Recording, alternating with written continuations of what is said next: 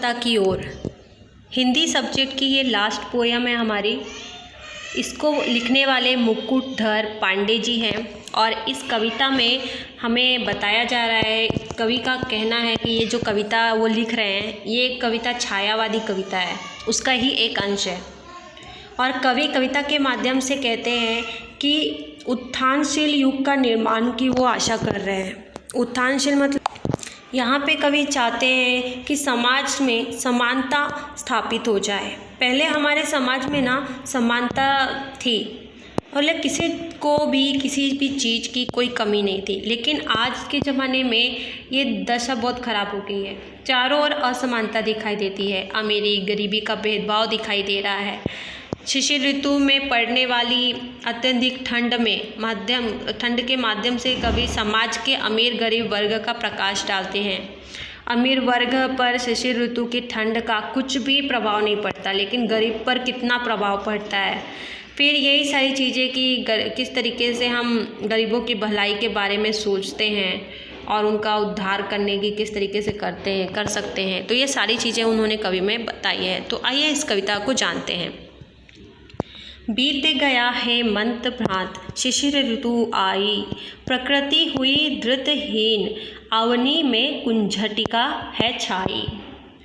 ऋतुएं आती जाती रहती हैं। हेमंत के चले जाने के बाद शिशिर ऋतु आती है। इस ऋतु में अत्यधिक ठंड होती है और इस ऋतु में प्रकृति तेजहीन हो जाती है। अत्यधिक ठंड होने से पेड़ पौधे भी ठिठुरने लगते हैं।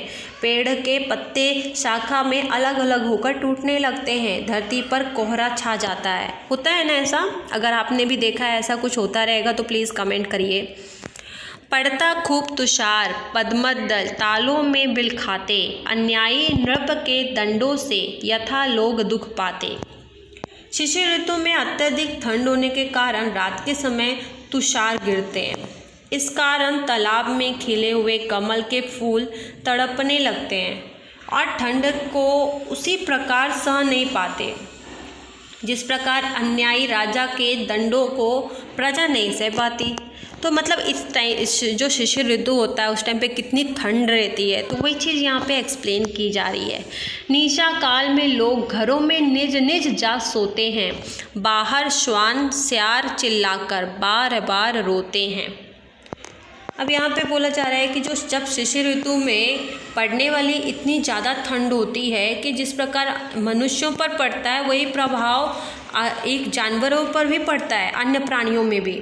जैसे कि लोग तो ठंड में से बचने के लिए रात को अपने अपने बिस्तर में जाके सो जाते हैं, है ना, तो कंबल ओढ़ लेते हैं। लेकिन जो प्राणी होते हैं, जानवर होते हैं, जैसे कि कुत्ता हो गया, स्यार हो गया, लोमड़ी हो गई, है ना, ये इनको बहुत ठंडी लगती है और ठंडी के मारे ये दुखी होकर चिल्ला कर रोते हैं। ऐसा अक्सर गाँव साइड में पाया जाता है और तो आप लोग भी देख सकते हैं विलेज साइड में ज़्यादा जाना जाता है। मेरे विलेज में तो मैंने देखा है।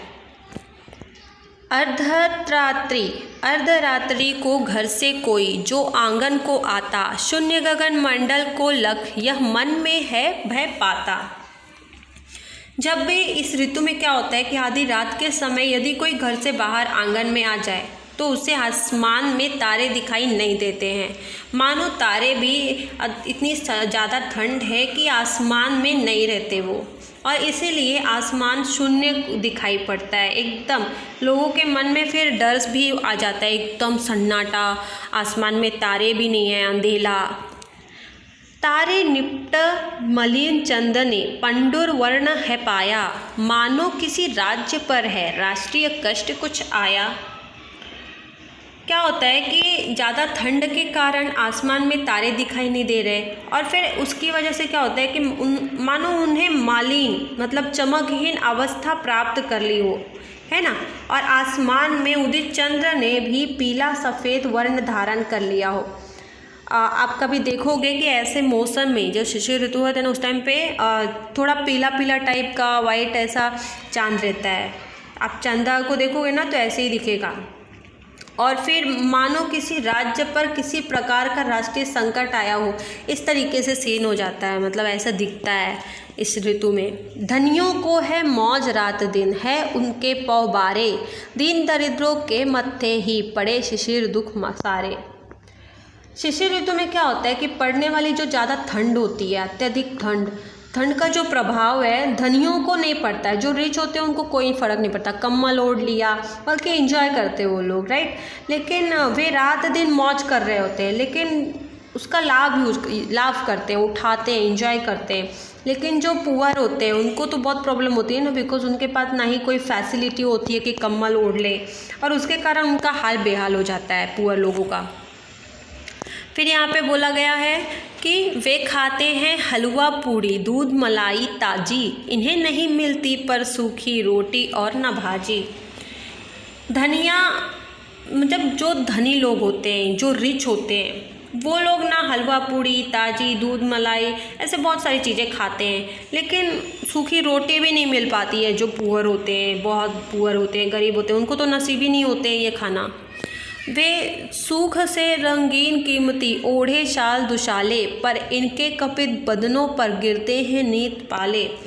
तो यहाँ पे देखा जाए तो जो रिच लोग होते हैं वो मस्त अलग अलग डिज़ाइन के शॉल है और स्वेटर है, ठंडी के टाइम पे पहनते हैं, राइट। लेकिन दूसरी ओर अगर हम गरीब को देखें तो वो ठिठुरता है, उसके पास वो चीज़ें नहीं होती, और इसलिए वो उसका हाल बेहाल रहता है। पहले हमें उधर की चिंता थी, न कदापि सताती, माता सम थी प्रकृति हमारी, पालन करती जाती। क्या होता है कि पहले तो इतना वो नहीं था, है ना।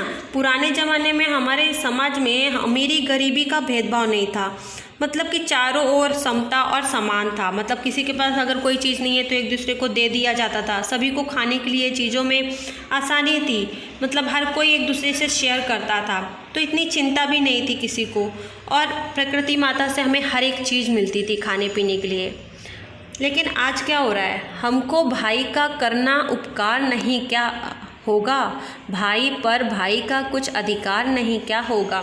तो आज समाज में अमीर भाइयों को गरीब भाइयों की भलाई के बारे में अवश्य सोचना चाहिए। अगर आप रिच हो तो आपको सोचना चाहिए कि ये जो पुअर है इसका भी भाई कुछ उद्धार कर दिया जाए, ताकि ये भी अपने लिए फैसिलिटी बना पाए। अमीरों को गरीबों पर उपकार करना चाहिए, उन्हें अभावग्रस्त जीवन से बाहर निकालना चाहिए। आखिर एक भाई दूसरे भाई की मदद करता है, सिंपल है। यहाँ पे कभी कहते हैं कि भाई आप अगर अच्छा खासा, मतलब आपको कोई इफ़ेक्ट नहीं पड़ता है ये ऋतु से, इस कोई भी सिचुएशन से, तो आप ना अपने गरीब भाई को भी थोड़ा सद्बुद्धि दो, थोड़ा उनका भी उद्धार करो, उनको भी भला करो।